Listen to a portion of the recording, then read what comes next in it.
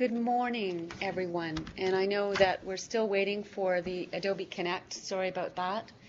I'd like to welcome, I can't even speak, this morning to a very special learning circle. I'd like to acknowledge the traditional and unceded territories of the Musqueam, Squamish, and Tsleil-Waututh First Nations, where we are hosting this circle. And I know that you are all on the beautiful lands of our First Nations people throughout the province, and even in California on Adobe Connect. So that's very exciting.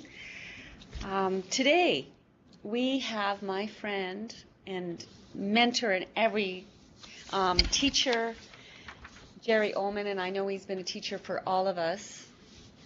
And I'll just give an introduction to him, and I think I'll introduce myself as well. My name is Leah May Walker, and my mom is Danish, and my ancestry is Danish, and my father's side, it's Nakatma in English, and my family ties are with the Stalo people on Seabird Island, so I have many family relatives there, and so I consider that my home territory. I am thrilled to be here. And Gerry... The system has detected that a few lines are still connected to the conference and will attempt to end it. If you wish for the lines to remain connected, please press any key. Okay, I don't know what that... Sorry about that. So, Gerry Oleman has worked with the Indian Residential School Survivor Society since 1998. He is from Seton Lake of the Statliam Nation. He has been involved as a change agent for First Nations since 1976. His experiences include counseling for community addiction programs, providing leadership politically and administratively for his community and nation, and working as an independent consultant. I know you as a teacher on this circle, as well as to all of the medical students that I work with at UBC Aboriginal People's Health and in the Faculty of Medicine. And you are wonderful. And today, you are wonderful. And today we are going to talk about the impacts of colonization and on Indianhood, I think. Is that what you wanted to do today? Talk about the impacts of colonization and healing the impacts of colonization. And that one is really important. And I think particularly today, so Gerry will speak for a little bit, and then there will be lots of opportunities for discussion and talking about what's happening for you in your community and what resonates for you about what Gerry says. So I think this is important. I know for me today this is important. There's been a lot of deaths in our communities, and for me personally, and I'm still carrying that grief, and I know I need to let that go. And so I'm really happy to be sitting here with you today. So welcome all of you out there. I see on video conference there's Adams Lakes, Kispiox, Takla, Stalo, Lilwat, Chihuahua, and probably many more. And on video conference we have over 20 people or more on site. So thank you very much for being here, Gerry. Okay.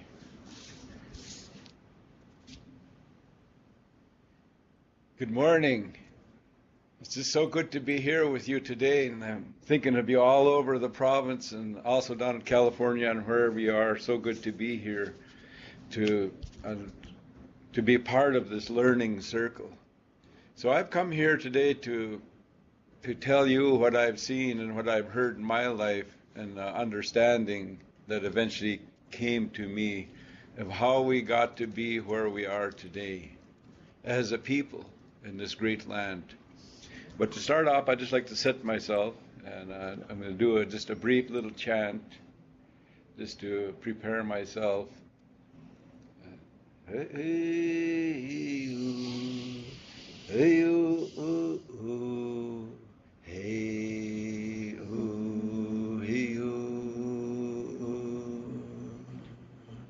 hey, you, hey, you, hey, you, hey, you.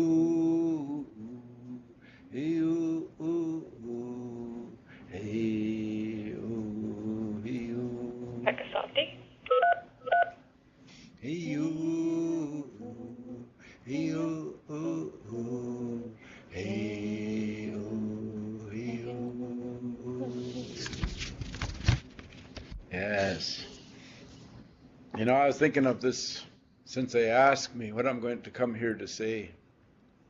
And the first thoughts, of course, that come to me is our people pre-colonization, before contact with Europeans.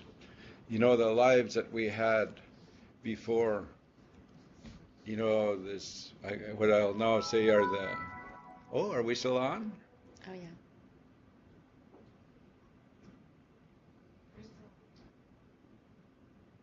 Keep going. Yeah. Okay. Yeah. We have a little bit of glitch here, so I've done this many times and I still have to get used to it. Robin at the Center for Aboriginal Health.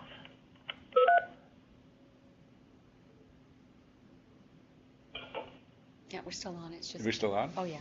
Okay. So, you know, and I thought about our people before contact, you know, and that we were a prosperous, self-reliant people. And we had a way of life. We had a culture, a way of life where we lived with pride and dignity, and we had a clear identity and understanding of who we were. And over, you know, the thousands of years, we developed this way of life to live in harmony with the land and with each other in our clan systems. You know, we had this way of life that led to a very healthy, strong people. You know, I've listened to scientists and doctors talk about indigenous health pre-contact, where they were surprised that they could not find, you know, degenerative diseases in our systems. You know, that we lived to a ripe old age, and that we were, you know, the word health means to be strong in mind, body, and spirit. So when I thought of our people before contact and how strong our minds were and how clear they were, to where we would problem solve immediately, and we'd take care of any situation, and if not, we would train our people to go out and look for answers. We would answer every problem that came up in our clans with us as people. You know, and our spirits were so strong. We had such an incredible will to live and to be successful at whatever we do. You know, and that we had this compassion or this kindness, you know, for ourselves and for each other. You know, so pre-contact, and I think about it.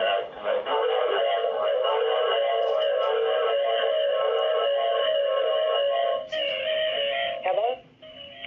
Hello. There we go. Everyone's calling in, I think. Yeah.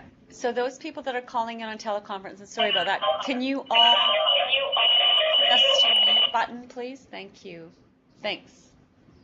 Adobe Connect is working fine now. And Adobe Connect is working fine now. Sorry about that. We have the technology, we're still learning how to live with it. So, as I was saying, and I thought of pre-colonization, about the life that was created here in such a way that there was nothing at the time that I've heard of or I know of going extinct before colonization, you know, before contact with the newcomers that were coming in.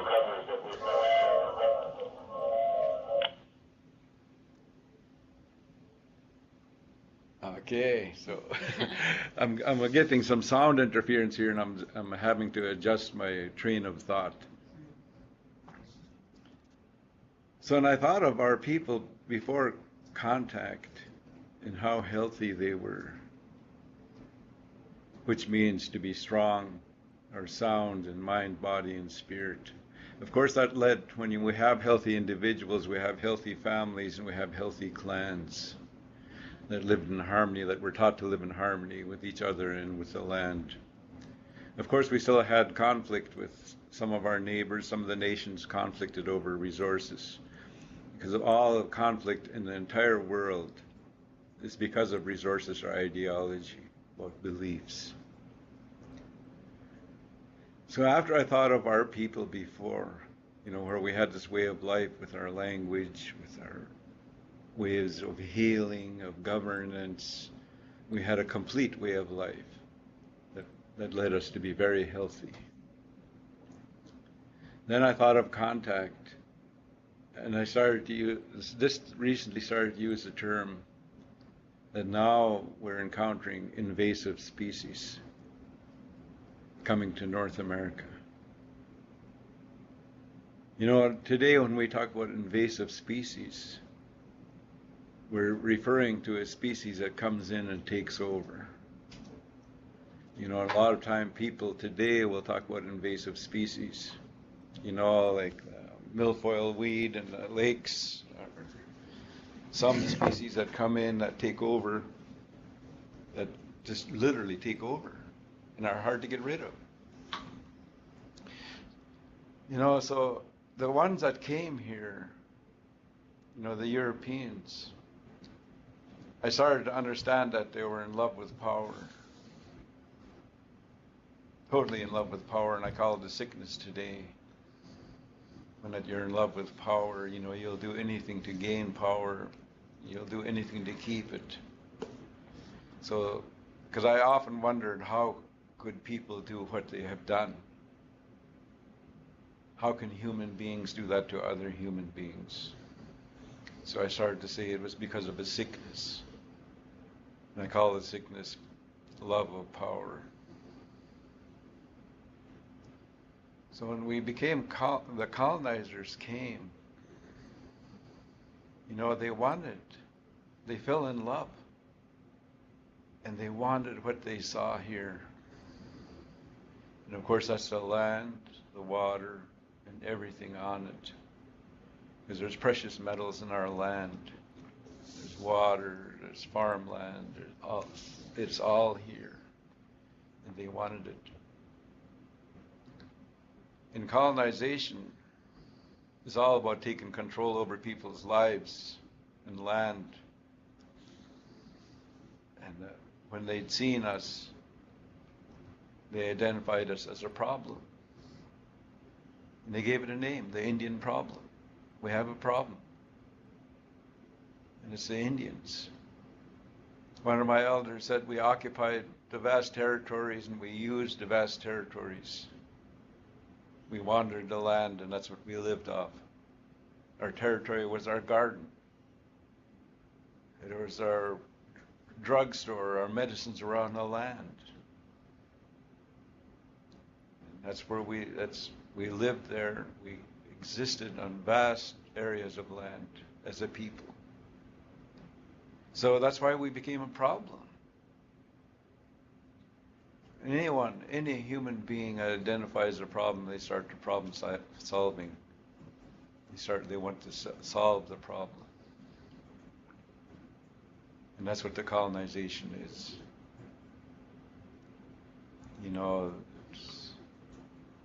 We're all victims of it. Every one of us. Colonization. Because that's when you come in and you take control. First, they tried to destroy everyone, and it didn't work. Even just the diseases they brought, we all know. I've heard different numbers of how many of our people were wiped out by the plagues that came here. The highest number I heard was 80% of a population gone just because of the plague, of the sicknesses that came here, which of course had weakened us as a people that lived off the land. And when we became weakened, part of the control was to create reservations, what are called lands reserved for Indians. Put us in these small plots. So that's part of the colonization process and taking control. But the other understanding I have today is they have to convince their own people to do what they're doing against fellow human beings. So they created, when they were saying there's a problem and it's an Indian problem, I believe this whole issue of race started to become what it is today, racism. By saying there's something wrong with those people. That we were heathen, pagan savages. Because we were not Christian. And when they identified us as a problem that way and started to create this ideology that there's something wrong with us, and it's okay to destroy them or do what you will with them, to gain access to this vast territories of our peoples. Just that in itself, that racism that was created because they create the language that these people, they're pagan, heathen savages. They're stupid Indians, lazy Indians, crazy Indians, as part of the colonization process. To create an identity and an image of a people that you want to take over. Because that's what colonization is about, is taking control. For the royals back in Europe. So, just that kind of thinking being created. We're recovering from it.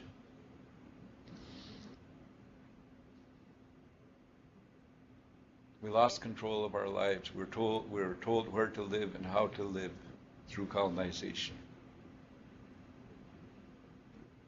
That just in itself is a huge impact, because when you're told where to live and that you're going to stay there, you lose access to all the resources you benefited and lived by before. Huge impact. Just that in itself. Because when you're told how to live, and of course I'm referring to the Indian Act, you're told how to live and it doesn't work, our lives became chaos. We lost our justice systems. And we all know, because we're all professionals, and my understanding, all of us here are professionals. We all know what happens in our communities today. At times it feels like a lawless society. Because we all know who's dealing drugs in our community, who's assaulted someone, or who's doing malicious gossip. I say that's all part of the colonization process to divide us. Because when you divide, you conquer, and they've used this system effectively throughout the world, the people that colonize. It's very effective. Because when we stand up and move as one, we're hard to stop. But we're fighting each other. We barely move, as peoples. So this colonization process that we are all hit by, it is all part of history, created historical trauma that we're still recovering from. Trauma means to be cut. Actually, it's a Greek word that actually means to be cut. When you're cut in a manner with violence, it leaves what they call a physiological, psychological impact on the individual. Which means the way you think and behave is affected about yourself and about life. And your body starts to take on that effect, that impact. Because you think of us as a people, when you look at journals in medicine today or law or any of the areas, we all know we're overrepresented. Health issues, social issues, poverty issues. We all weren't born to be that.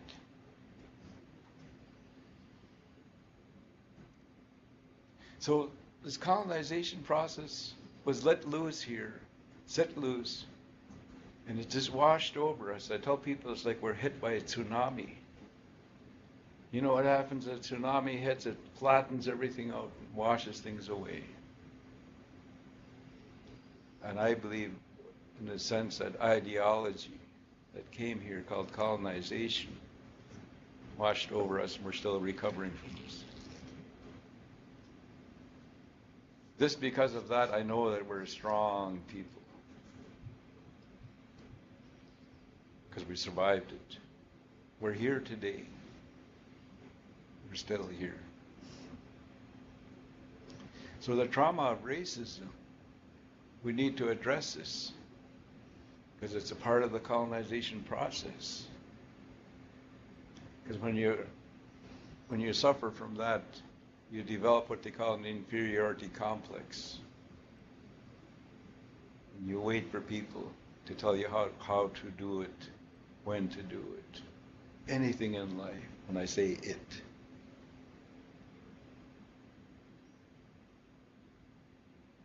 How many of our children are afraid to leave a res boundary to go to the other side? The other side is where the universities and the colleges and trade schools are, and a lot of the jobs. If they're concerned about going across that line, that means that part of that probably because of racism. They're afraid of people that are calling them names, belittling them, telling them the things that are hurtful. Because that was how the colonizers took over, to belittle us and to say that we're practically nothing. When they used the term terra nullius, which means empty land, and we're sitting right there. The reality is we're right there. We're walking, breathing human beings existing in that land. And they say terra nullius. That is such an arrogance and such a greed.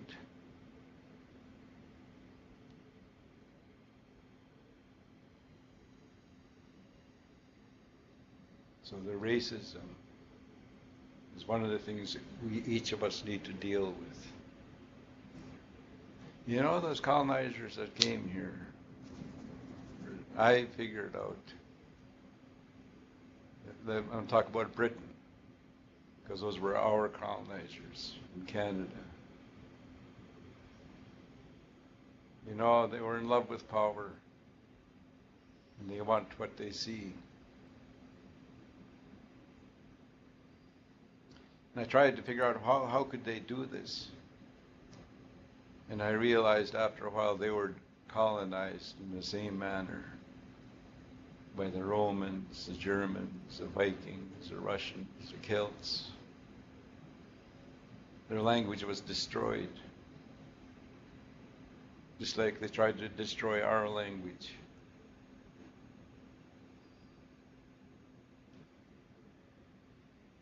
So, you know, today, I say we are decolonizing, because I look at you out there. You're taking control of your community. You're working in your community. I was just up in Fort St. James, and I tell them, as long as we can even just say Hadi, that means we're not colonized totally. Or we can say Ichiwal, or Nklakwa'a. We're not totally colonized. Because the colonizers wanted to wipe out that language. Because they see the power in our philosophies that were in it, that tied us to the land and made us strong.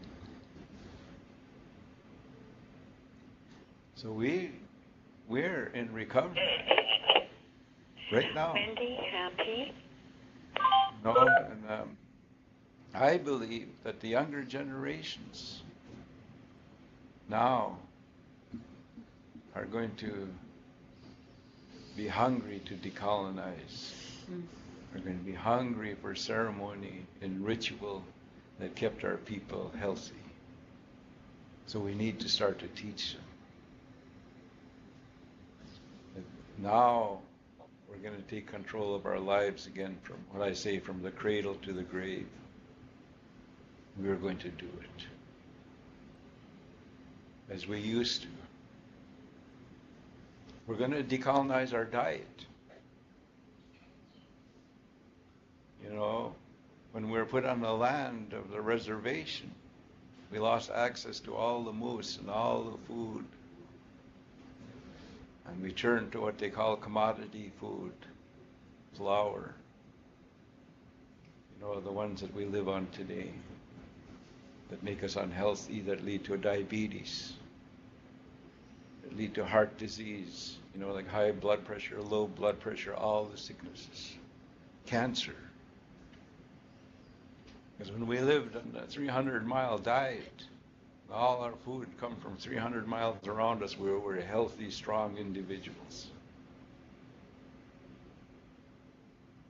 So we need to decolonize how we think, because we are what we think. We are beautiful, strong, good people. We come from beautiful, strong, good people that had compassion and generosity in them, and it was taught into them as babies to care for each other, care for yourself, not to live a reckless life. I tell people today, our first teachings come when we're in the womb of our mother. People were talking to us already traditionally there. And it was about being part of a group, an active part of a group, a clan. So that's, you know, and I think of that, and I say we're going home. We're going to change our diets, take out the salt and sugar, the vast amounts that we have today, and start to teach our people the impacts of just those two substances on our body. And the flour,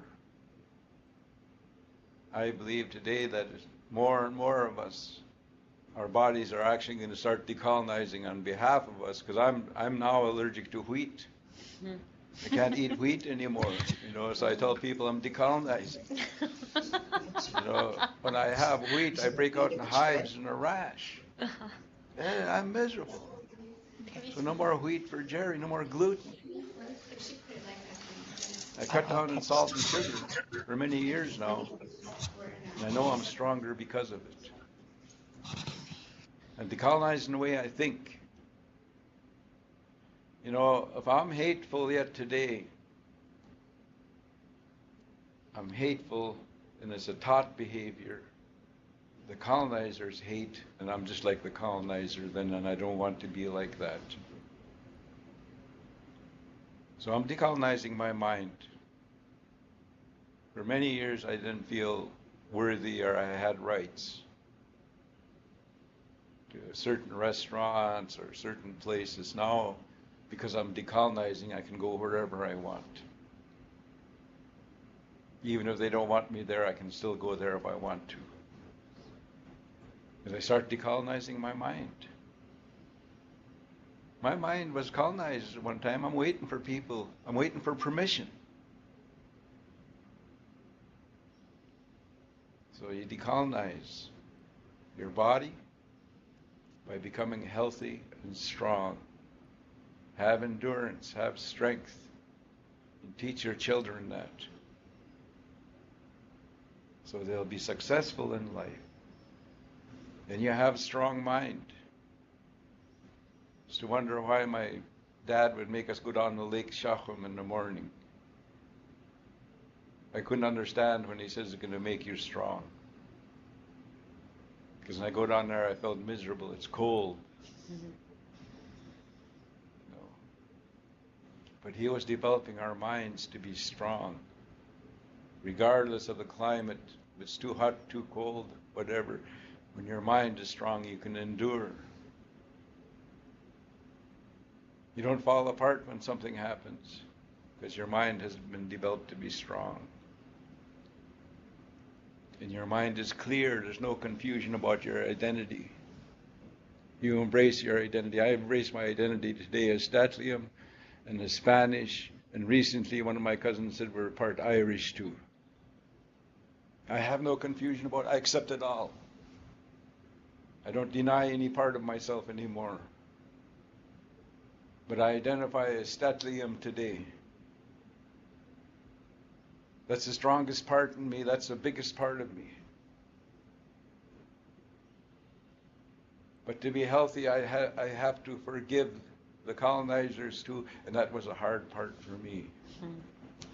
Because of the poverty I see in our people, the ill health and everything that, that colonization has brought to us. But I have, and I feel freer today. That doesn't excuse what they've done. Oh.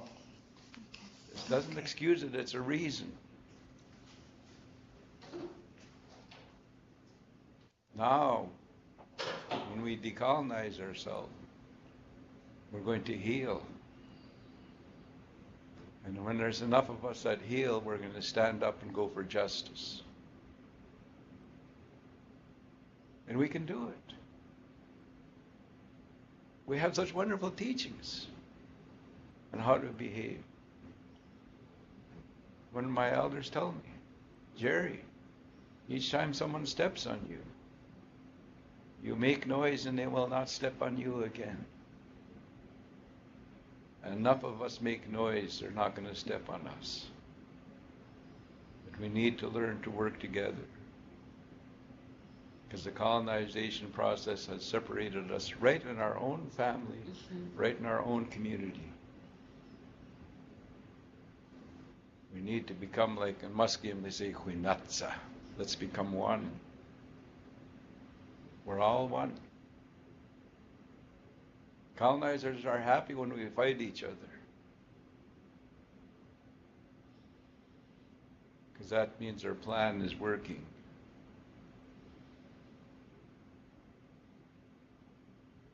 You just think of all the people that are resentful today in our communities.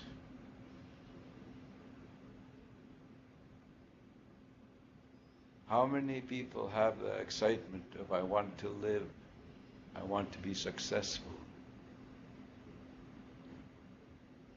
I want to be independent, I want to be self-reliant. When we look around, we need to start encouraging our young. You can be successful, you can be self-reliant, you can make it. I'm telling people now, leave the res. But I don't mean just abandon it. I mean, you go out onto the land again, whether it's in the city or where it is, and bring back resources to the res to make it a healthy, strong place again. Because colonization put us under residential school and reservation, to do something to us. And it almost worked. Some of it in the areas are so close to working, like the language. I'm so happy that the apps on the phones got the language now. Because our kids can hear it again. We learn the language one word at a time. And it's going to be a living language again. Because the colonizers wanted to destroy the language. Our connection to the land through hunting and fishing. Our strength in our families.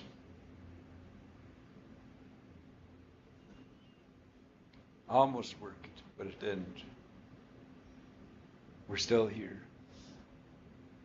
I can go and I'll hear a song. I'll see a dance. I'll see someone preparing food that we used to eat. Moose nose, fish heads, all of those things that a lot of people look down on today.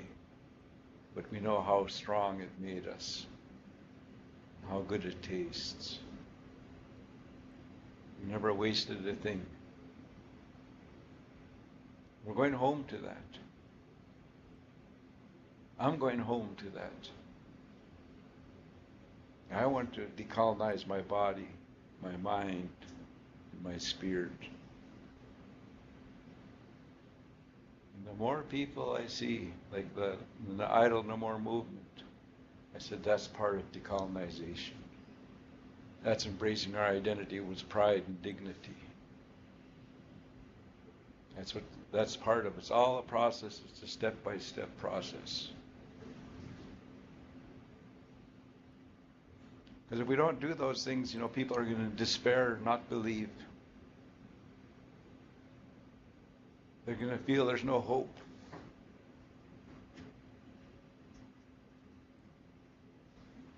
So, I'm just happy to be here with you today, to share with you what's been on my mind.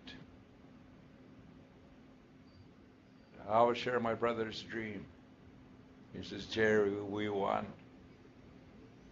He said, I see people wearing our clothes that they make, and their heads are up and their eyes are clear. He says, we won.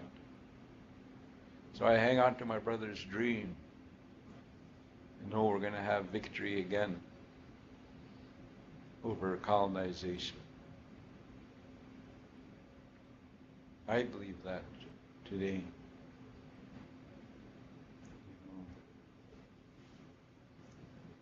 It's been a big struggle for us. One of my friends and teacher from Okanagan, his name is Khlu, is Steeken. I like to say his name. He says, Jerry, we cannot say goodbye to our problems until we say hello to them.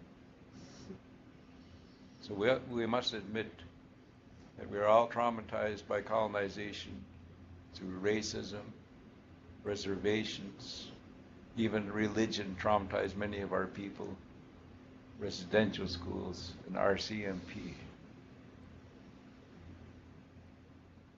And then we'll go back to this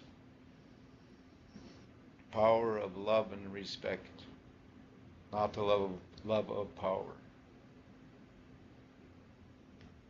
Our foundation and our philosophies, and philosophy means guiding thoughts, was about the power of love and respect for everything that keeps us alive.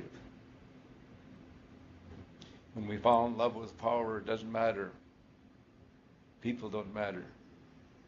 The earth doesn't matter. That's the wrong way. We must go back to our way. I tell people, and I decolonized myself, part of it was get rid of the hate in my system. Because the colonizers, for some reason, hated us because of what we owned or what we occupied, the land.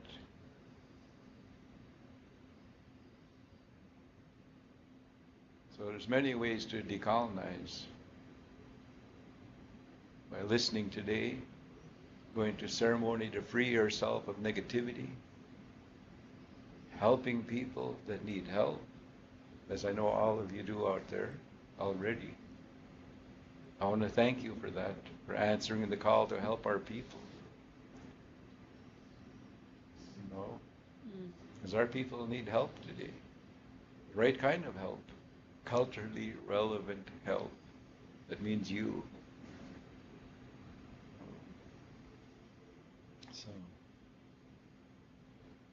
So that's what I've come to share with you. I'm sort of talking on here. I don't know what the time frames are like. Well, you know what we can do? Yeah. We can take questions from the floor. Yes, that'd be good. And that would be really nice. And we could also, if you wanted to ask everyone a question so you could meet people, and they're welcome to speak as well.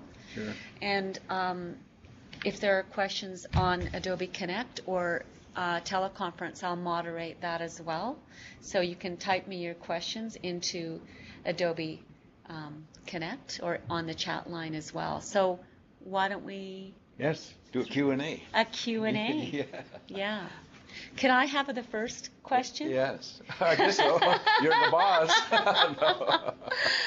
I'm wondering, first of all, thank you for all of your words. I learn something every time I sit with you, and I feel honored and privileged to sit with you. Can you tell me what kind of work you are doing with our young people right now. I think that project is really exciting, so I'd like to hear about that. Okay. Yeah. Yes. I'm working with young people with a couple of different projects. One's with PHSA Aboriginal. It's called Huishtui, which means let's go in my language. And it's about youth wellness. So they'll learn about the colonization process so they'll not blame people, our own people, for loss of language, for instance. Because many of our people were beaten for speaking their language when they were young at the residential school. They were told it's a devil's language. So, I resented my own parents for many years for not teaching me the language. And I didn't know they were protecting me. My mom was afraid I'm going to get beat up for speaking my language at the school. And I found that out. I forgave my mom, which forgive means to let go. I let go of the resentment to my mom and dad for not teaching me the language. And I just wonder how many young people are resentful of their own parents for some reason. And I believe if we teach them how we got to be where we're at today, they'll start to understand, and maybe they will let go of their resentment. Our grandparents and great-grandparents went through a huge event. The first wave of colonization for our people were really hit hard. So I wanted to teach our youngsters how we got to be where we are so they understand and they can take proper action and how to live in their community. Because there's a fear that so many of our youngsters don't want to live today. And that's shown through addictive practices, suicide attempts, not caring what they put in their body or how they treat their body. So I work with youth and I tell them stories, teach them to chant, to feel good about who they are. And I teach them to chant. A lot of them come in with earbuds or headphones on, and what are they listening to? Hip hop and rap and everything else but ours. So I'll get them in a circle and I'll get them to chant, and I'll say, you know what? We invented hip hop. It's true. So I want to hear you do it with me. Feel good about it, So I've been lucky to be invited to places where I can work with youth. Talk to them about leadership, about being healthy, about being strong, and we come from a strong people. My favorite stories are about the canoe builders. They make these watercraft out of hide or wood or birch bark, and they float and they're excellent. I tell them that's us. Where I'm from in Chalath, they trained young men to run deer down on foot, catch them on foot, run them down. That's strong people. I tell them stories like that. I tell them on the West Coast they were building these cedar canoes, going out seal hunting or whale hunting in these canoes. I was at Chehalis. Many years ago, I took some people that wanted to recover from drinking, and we're floating down the Chehalis River on a dugout canoe, gaffing and spearing salmon. And the canoe was made by one of the people in the community, and it was so steady we could stand up and gaff and spear. And it's our people that had those designs. So I want to inspire the youth that we are a great people, because if their reference point is alcoholism and violence and things like that, because that's what they're born into and that's what they see, they don't have a reference point of being healthy. So I tell them we were healthy. I tell them we're so healthy that when Christopher Columbus seen the first First Nations on the East Coast, he says, Indios. He says they look like gods. We're so straight, we're so proud, dignified, and healthy. I tell them that's where we come from. I tell the young people, sit like an eagle, don't be a slouch. You don't see eagles sitting around slouched over. Sit up straight, have a backbone. My uncles used to talk to me like that. My dad wouldn't let me stand around with my hands in my pocket because they said you look lazy when you do that. They were teaching me. So that's what I've been doing with the youth, some of the youth lately. And I'm now going to work on something about sexual safety for boys. In our communities, we're going to make a video on it. Awesome. Or a DVD nowadays, I guess you call it. Nice. I want to show them, examples of strong male, healthy sexuality. Important. Because I believe that's needed today. Too many of our boys are being assaulted, or they grow up and they assault people too. So that's some of the things I'm working on.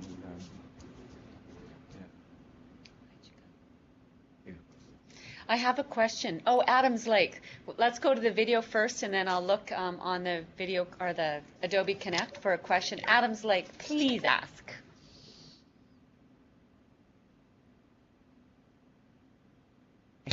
Hi, I Gerry. think you just. Hi. Yeah, this is Jackie. I met you years ago when we worked together in Skateiston, I think in camps. We did a lot of workshops on suicide prevention with Wendy Leonard and Ann Pasemko. And it's so good to see you again. Oh, so good to see you too. Lat as weekchi skates canal in Adams Lake, even if it's by TV. But it's so good. I'm so glad you're doing such good work, and good to hear you talk about decolonization. I especially like the part about when more of us get stronger, we'll get justice. Yes. I love that. Right now, there's a bit of a division about what we should be doing, but I am so proud, like you, of the young people who are coming forward and are questioning. And I think that Idle No More had a lot to do with raising issues, getting people to start thinking and talking. And there are so many young people out there who have so much to offer us, and we won't be idle anymore. Mm-hmm. Thank you for bringing that up, and so good to see you. I've often wondered where the heck you went. Thank you. Good to see you. Yeah, Jackie. I know if Blaine wanted to say anything, did you? Not really. Not right now. Welcome here. Okay. Thank you. Hi, Chika. I think I'm going to ask a question from here, and it says, this is from Mildred Pierce, and she asks, how can our parents and grandparents be responsible for something that was taken away from them as well? How can grandparents and parents be responsible for something that was taken away from them? The responsibility means the ability to respond, to a situation. And our parents and grandparents, and I think about my mom or my grandmother,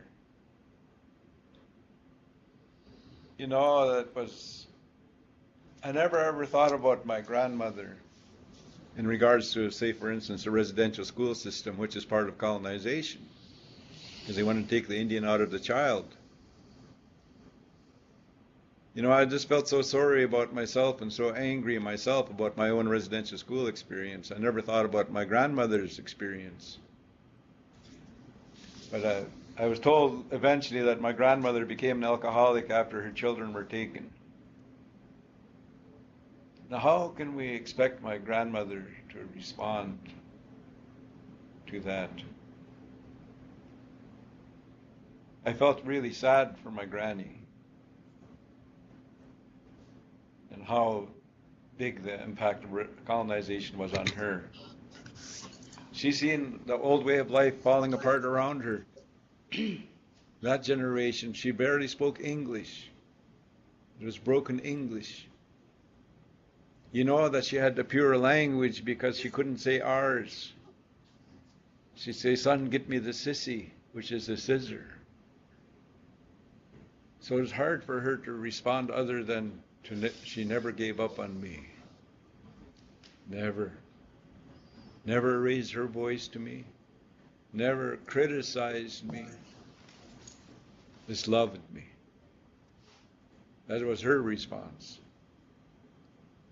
Now my mother's response was to try, I think, in her best way, to teach us to be successful in what we call the Shama world or the white world, as her response. Some of them were responding by encouraging people to keep our ways.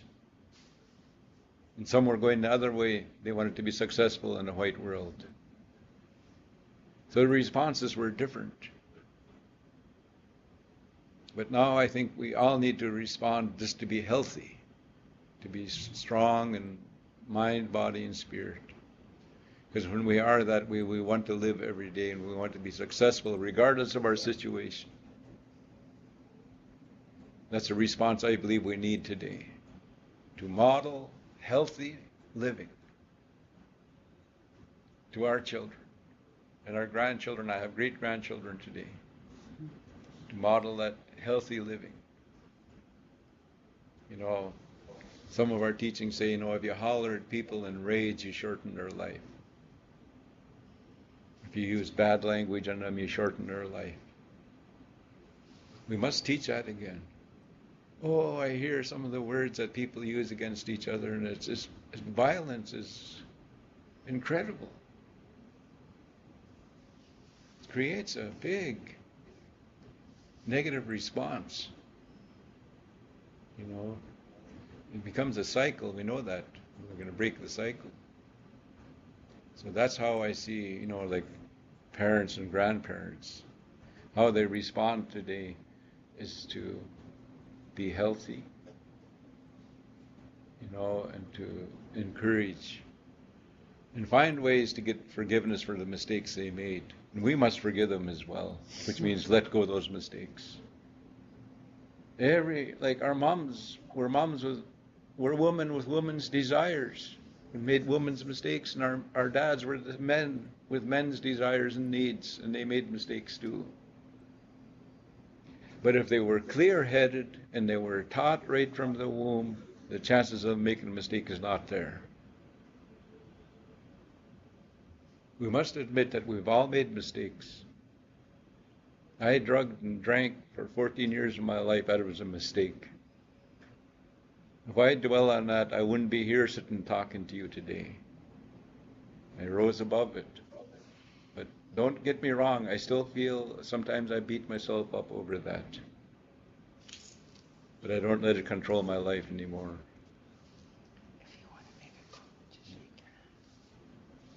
Hi, Chika. Any more questions from video conferencing? I've got quite a number of questions here on teleconference, but I'm wondering if you have a question, just put your mic on and wave, and I'll see you. Okay, so I see in the corner some Adams Lake. and then underneath the corner go ahead and speak on the corner. Is it Chihuahua? Hi, Chihuahua. Hello, this is Arnold John, Whalespath, Talitskwa, Chihuahua. I was wanting to ask, how can I not resent and have anger for what happened to our people and where we are today, and how do I get rid of the anger? Like, I still struggle with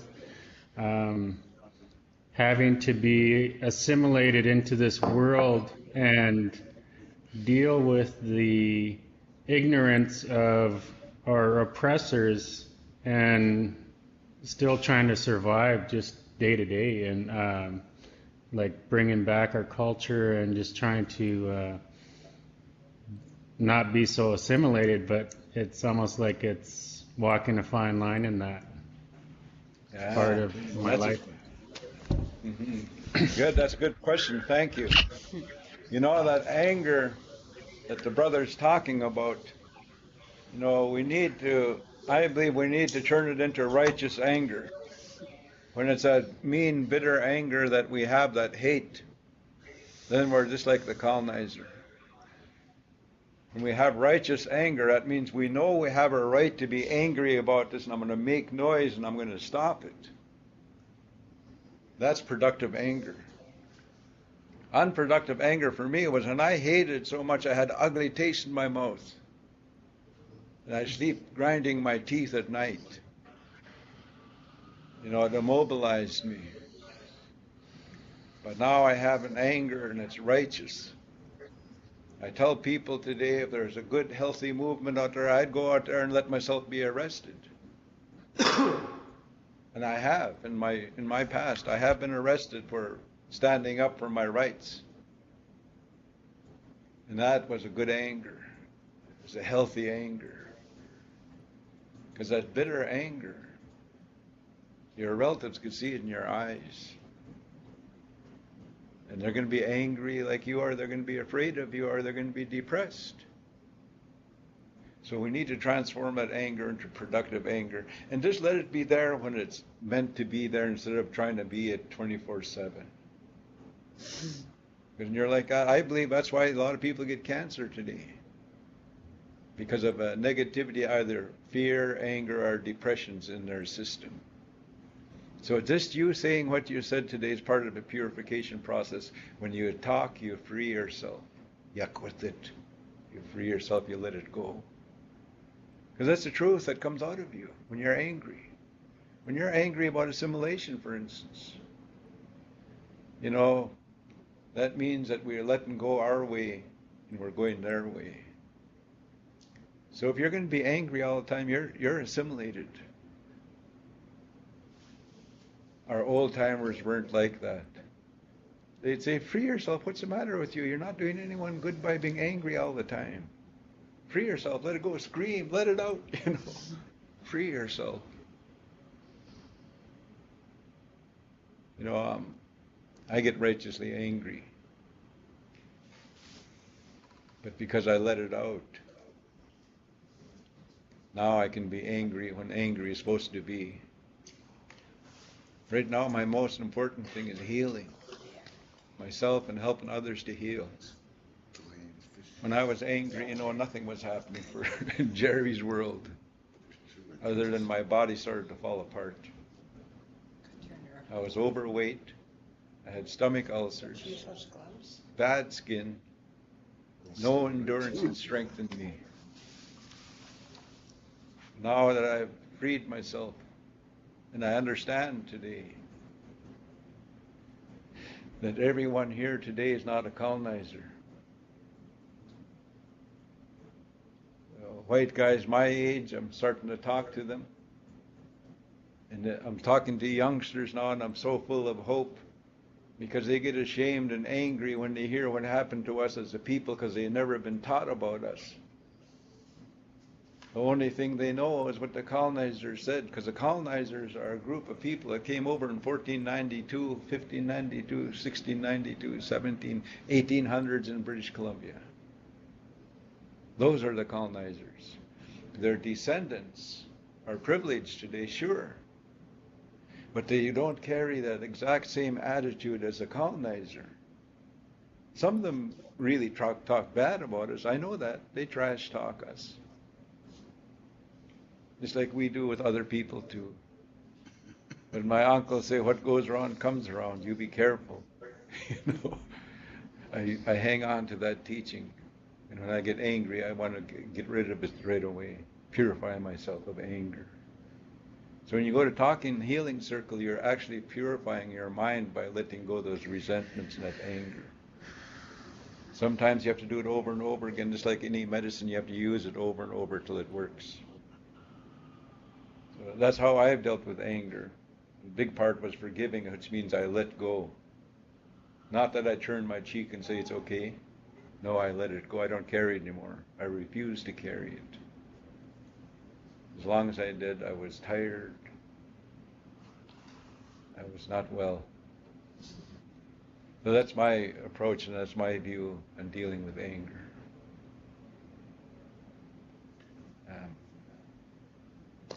Adam Sleek, I think, had a question.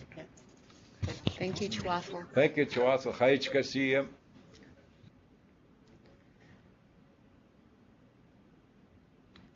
Go ahead, Why? Adam Slade. Hello, can Why? you hear us? Yes, I can hear you. Okay, my name is Blaine. The brother just hit on part of the question that I was interested in. The other one was, well, kind of a suggestion or a theory-based thing is, I guess, with decolonization, you mentioned elders and the youth, but we have the peers, and my peers are between the age of 50 and 30 years old. My peers who don't have the experience, such as I like to call myself a historian. I like to record history. The people that don't have that understanding, like you keep talking about decolonizing them, to get healthy and to heal, like you're just saying, like you go up the mountain or go get your serenity, right? Yes. Belief and trust. A lot of it, I like to think and believe, and get me if I'm wrong, I don't know. Wouldn't a lot of it really stem from our leadership, right from the AFN, right to our DIA leaders? Wouldn't we need them to be healthy and clean, I guess to say? The question is, a lot of our chief and councils now are DIA. That's what I mean by our DIA representatives. A lot of them are my peers. You know what I'm saying? Yes. That are between the age of 50 and 30 years old. In order to get them healthy, you should just have peace and serenity, right? I guess it's kind of more of a comment than a question. Is like, in order for us to get some better leadership, we have to believe in ourselves, in our right to our next door neighbor, to my brothers and sisters that are sitting beside me. That. Yeah. No, go ahead. Go ahead. Yeah, that's a wonderful point you bring up, because that's part of the problem. That's part of the colonization process, was to give us a way of life. Remember, and I said they told us where to live and how to live. That's colonization. When you're told where to live and how to live, you're colonized. I was a chief at one time in my community, and I remember how naive I was. And they said, "Oh, we're going to have a budget meeting." I said, "Oh, great. I want to talk about the welfare system. I think we should change it. It's hurting our people." The DIA person sitting there, I said, "Yeah, I'm glad we're having this meeting because I want to talk about this welfare situation. I want to change it. Work for welfare," or whatever. I had these thoughts. And he says, "Chief, it's all I need is your signature. The budget's already made up. It's there." I said, "What happens if I don't sign?" "You don't get any money." And I realized then I'm a rubber stamp. I'm not really a leader in a sense. You know what you're saying is part of the problem.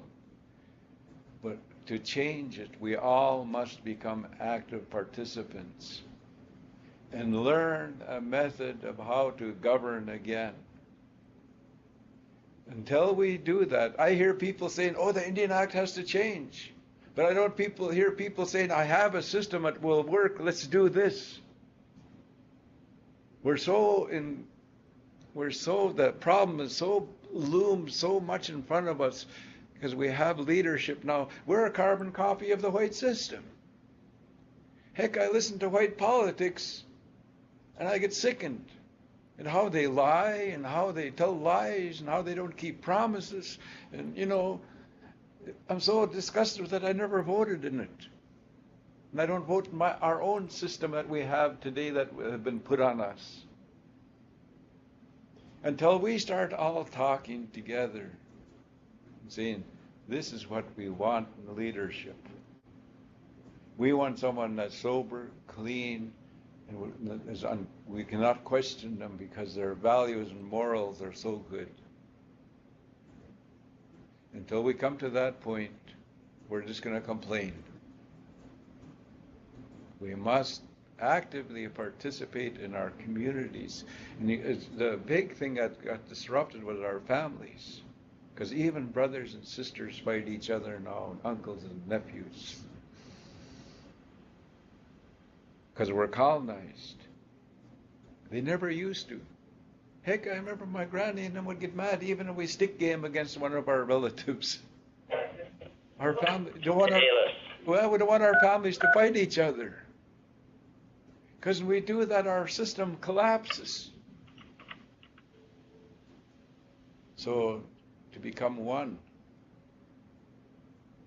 in the way we think about leadership and governance, we must sit down and talk about it, which is a big task.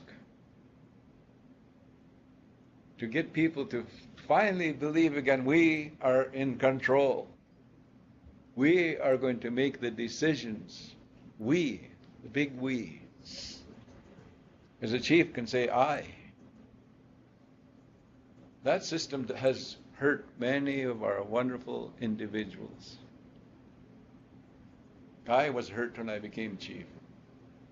I heard a lot of negativity towards me and my family. But I went in to change the system. There's not enough people around me to change the system.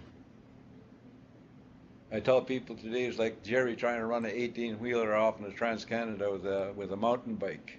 You know, that's how big the task was.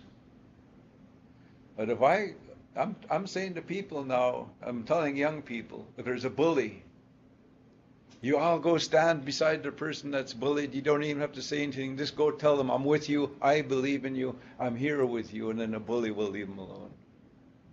So we need to do that in our community. Because some of our chiefs have become bullies. Some of our leadership. Unless we make noise together, they're not going to stop. Because they're hit by a sickness too called the love of power. When I was first chief, no one got paid. When I first became chief, I wasn't the first chief. There was lots of wonderful chiefs before me, leaders.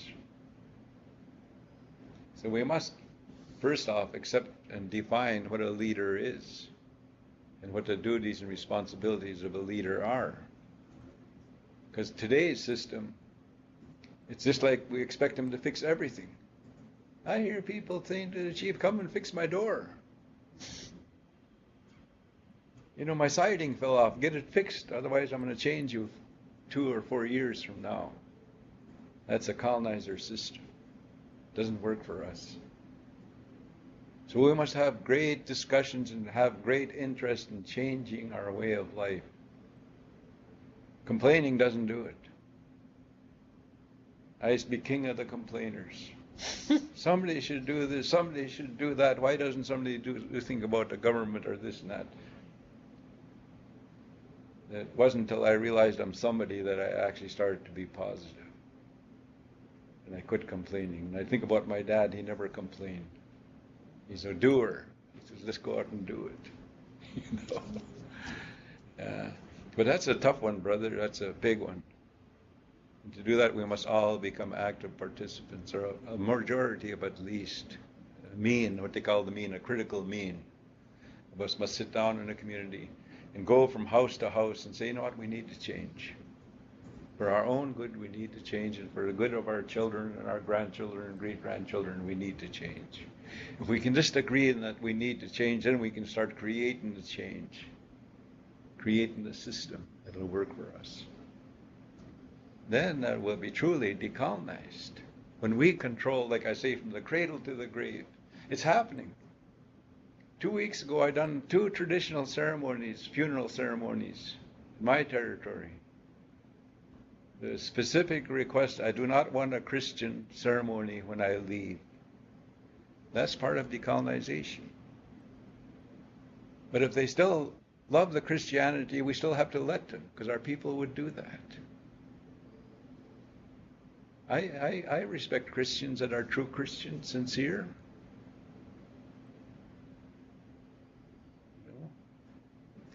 Sincere is a big word here. So when you go talk to your brother or someone and say, let's change the system, you be sincere. And you say, I don't have any idea how to do it, but let's work together to do it. It's more likely to happen. Just like a protection against bullies or racists. Go stand with the victim. Then they're going to start to heal themselves because they feel I got support. People like me. Those poor people that suicide from bullying, they feel so alone, so isolated. Remember these words, divide and conquer. That's colonization. Thank you for that question. Aichka. I have an important question here, and this one is, there's been a couple about violence in family, violent assault, and the feeling of powerlessness in this family, and everyone's violently angry. And so how do you solve, or what do you do in that situation? How do you start the healing process there? Okay, family violence is the question, about how do we start, or what do we even do around family violence? That's a huge, problem for us today, is family violence. As soon as you say bad words to a child, that's the beginning of family violence. Your own child. And if you don't teach them respect and love, and what they hear is anger and things, of course they're now the echo. They're the reflection of that family, our children. They're reflecting. That means if they heard anger and they know how to hit and they know how to swear, they're heard it and they're reflecting it. They're our echo. That's the birth of family violence. Before that, when our children came back from the residential school, they're echoing the violence that was put on them. If you're struck across the face with hands, you echo that, you hit like that. My granny and my uncle would refuse to hit children with their bare hand. In my language, they say it's chokum stick, which is a Saskatoon switch. Because they say if you hit somebody with your skin to skin, it becomes personal, and that person's not going to learn, or in fact going to hate you or want to fight you back. You drive the badness into them. Because violence is about, getting even and hurting. That's a terrible. That's disrupting our families now. And when there's no that big word, and there's no the reconciliation in the family, then it creates a cycle of violence, of getting even. So we need to reconcile. It means make the relationship the way it used to be, before the violence. If we don't, it escalates. Next thing you know, somebody gets killed or crippled. But even if you're not crippled, your mind can be crippled, and you grow up angry. It's your own. I grew up for many years angry at the church and the government. But the most harmful anger I had was towards family members that hurt me. Not just by words. Because I couldn't speak a language. One says, "You're a stupid Indian." I heard that from the res. I don't need to hear it from you. I heard it at a residential school. I don't need to hear it from you, uncle. Because that's violence too. I felt so insecure. Being an apple, white and inside, red and outside. That's violence. So if we don't start to handle it right away, It's going to escalate. My granny would say, we'd walk by the river and I'm throwing rocks in there, and she says, "Don't do that, son." And I'd say, "Why?" And she says, "Because there's salmon eggs in there, and you might kill some baby salmon that are eggs yet."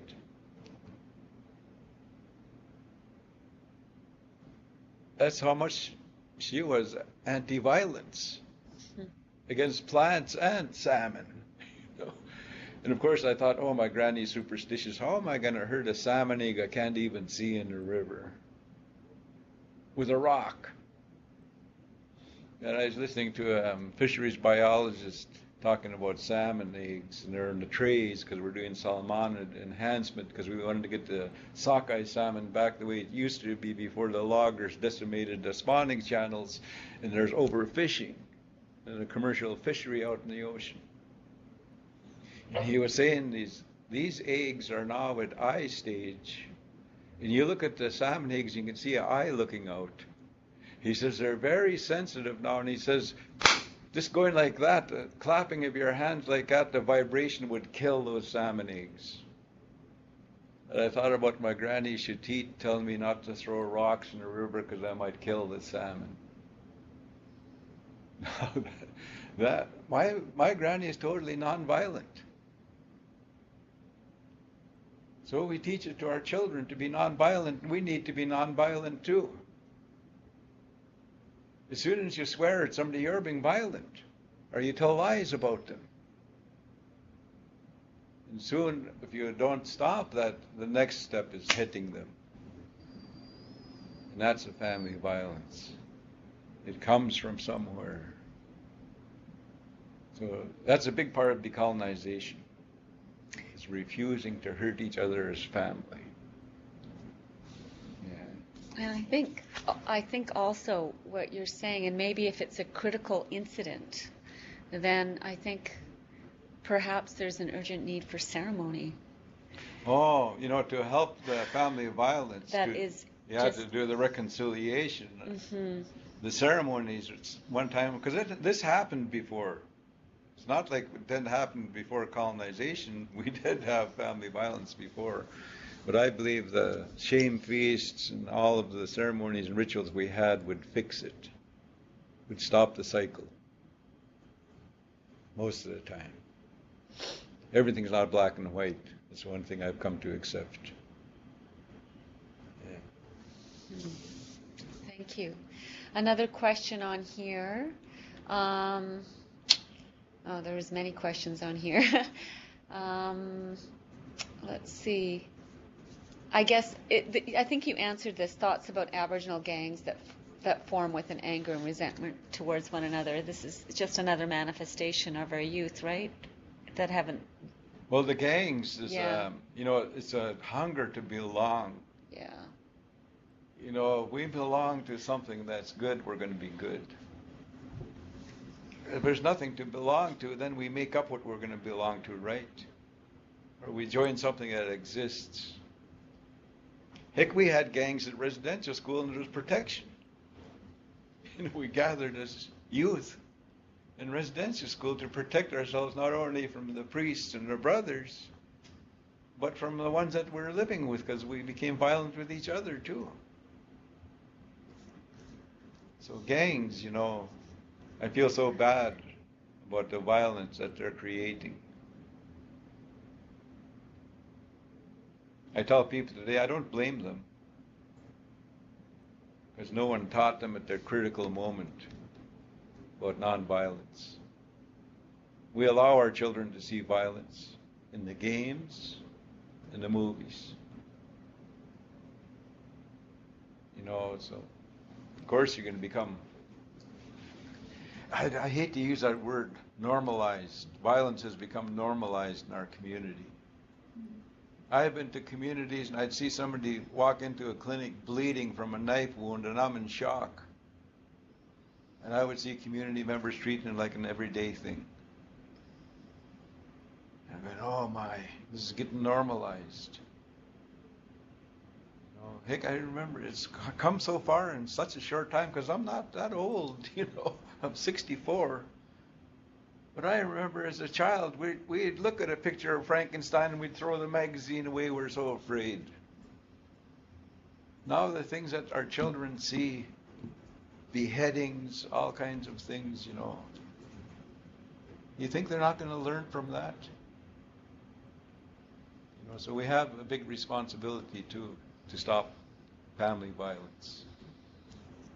You know,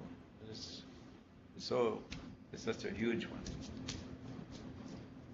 I'm going to ask one more question from here, and then I'm going to put it out to the floor. Here's the question. How do you stay strong in the middle of all this violence? Okay, the question is, how do you stay strong in the middle of all the violence? I guess it's asking me personally. Yeah, You know? what do you do What do to I support do? your resilience? Okay, what I do to not to be hateful anymore, because when I'm hateful, I'm violent, right? Not to be angry anymore, because when I'm angry, I can get violent. First off, and I was saying that, first off, I found a way to free myself. You know, I was very fortunate to meet healers that could see it in me and encourage me to cast it off, to throw away my abusers, because they're still in me. You know, that was a critical part of my healing, because I carried those guys around inside of me for many years. When I got rid of them, then I could start. You know, wellness starts, to have a wellness life, it starts with changing yourself first. I change myself first. I get rid of the anger and the hate. Through ceremony and ritual, through the help of others and understanding. And then I have to start to change my relationships, because a lot of our misery comes through how we relate to people, other human beings in our life. Changing our relationship is a huge step in being healthy. You know? So I start to change myself. I start to listen to those teachings, you know, when you take out, you put back in. Anyone does anything good for you, you mark it in your mind, I owe them. So I start to go some of the, I'll call it natural laws that our people follow to be resilient. So I start not wanting to carry stuff around that I don't need. Identify them and say, no, I don't want to carry that. It's not mine. But I do a lot to take care of my body. Because when your body is okay, generally, your mind is okay. You hear about stress and double stressor and triple stressors. You know, like I started to knock those away. I exercise regularly, physically. I go to sweat ceremonies to purify my body. When I'm troubled, I talk about it, because that's what I was telling their brother before. We purify our mind by getting rid of that negativity that comes up in our head. By talking about it, let it go. Because if I just leave it there, it becomes a seed. And you know what happens to seeds? They germinate and they grow. I don't want it to take over me anymore again. So I exercise, I watch what I eat, I listen to positive people, I hang out with positive people unless I'm working and they ask me to go to some place to do something else. I work with addicts. I help. Part of it is helping. I want to help somebody every day. Whether it's give them a ride, buy them a meal, whatever it is. Buy a gift for someone. So it's not all about me, no. It's about us. That's a big thing that's changed for me. Because it's all about me, it's about poor me, why me, that kind of stuff, right? So now I want to be part of the earth, part of the people. A lot of it is, a lot of really taking care of small details in my life.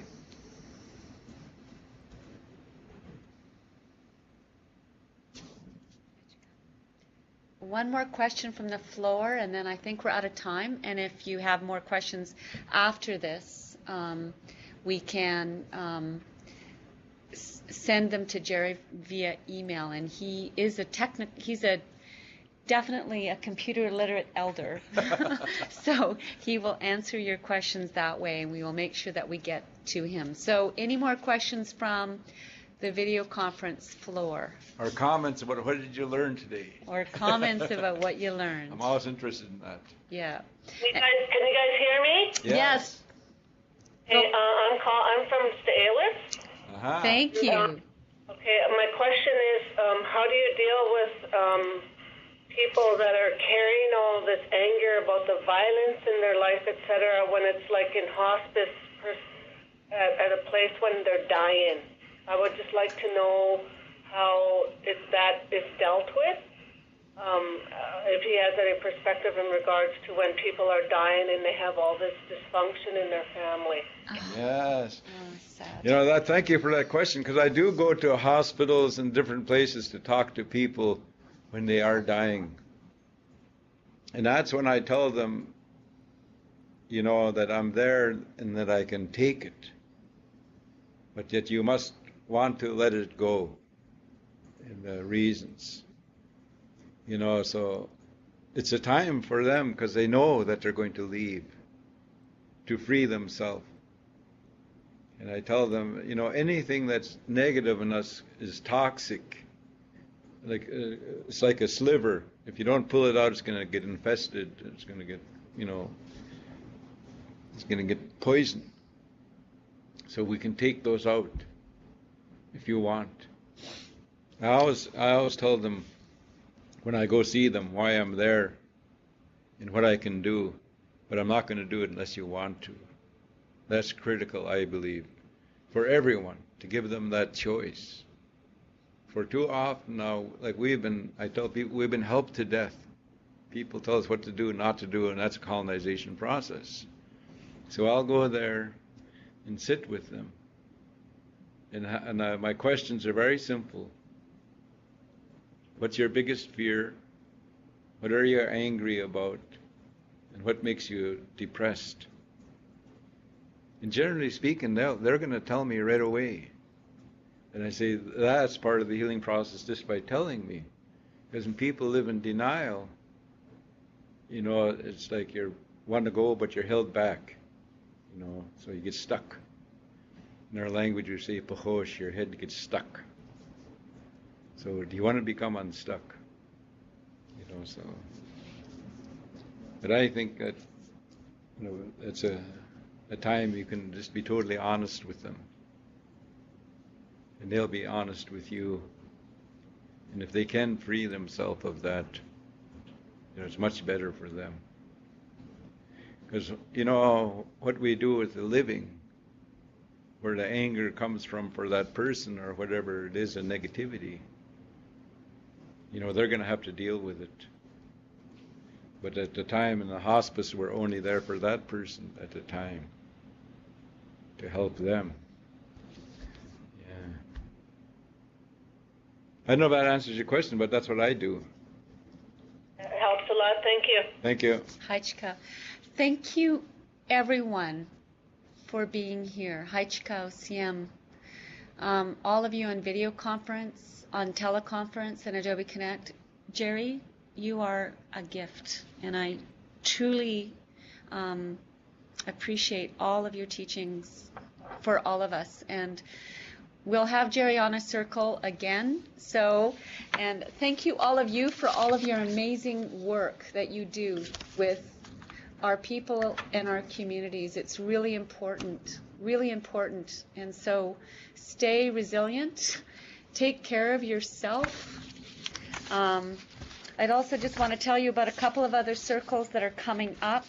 We have next Monday a session on neurodecolonization. I'm hoping that one's still happening. It may not, because Dr. Michael Yellowbird's mom is sick in ICU, but that one will be really interesting because he's working with Chinaha First Nation, and some of the work he talks about brain, what happens with the brain when you're stressed and colonized, and what he does, and all the brain work that our elders and others have taught us that will help actually decolonize the pathways So that will be really interesting. And then next Wednesday, the 29th, we'll learn a little bit about the CEDAR project, which is that addresses the impact of historical trauma on our young people that happen to be using drugs and have HIV, are HIV positive. So that's a really interesting project. We'll hear from Carrie Sakani and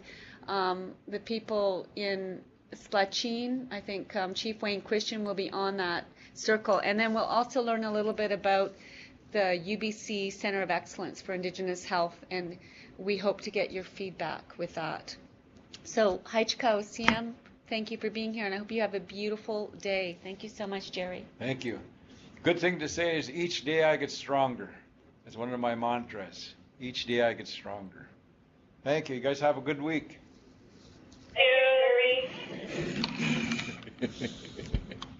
Thank you.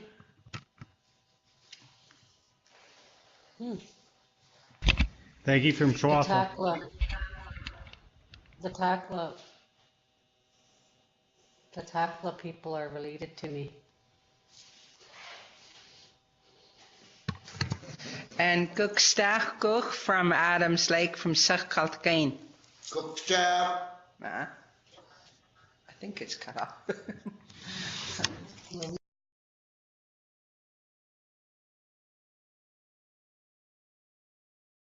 From the Gitxsan Nation in Kispiox, BC.